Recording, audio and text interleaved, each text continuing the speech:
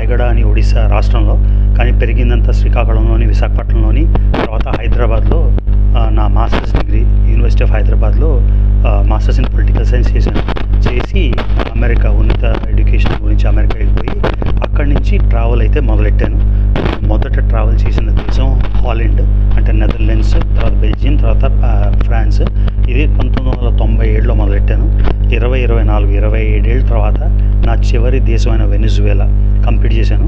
27 ఏళ్ళు ఎందుకు పట్టింది అంటే, నాకు ఓన్లీ ట్రావెల్ ఒకటే కాకుండా ఒక జాబ్లో, కెరియర్లోని సెటిల్ అయ్యి ఫ్యామిలీ కూడా మెయింటైన్ చేస్తూ ప్రపంచం అంతా తిరిగాను కాబట్టి 27 ఏళ్ళు పట్టింది.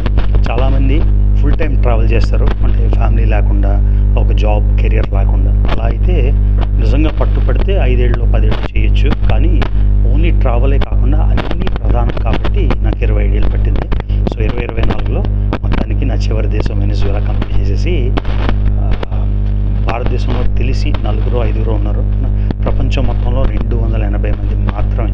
స్పేస్లోకి 663 మంది వెళ్ళారు. ఎవరెస్ట్ మీదకి 6000 మంది వెళ్ళారు.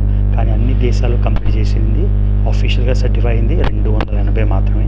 ఆ 280లో నేను కూడా ఒకటి అవడానికి ఒక హ్యాపీ మూమెంట్గా ఫీల్ అవుతున్నాను.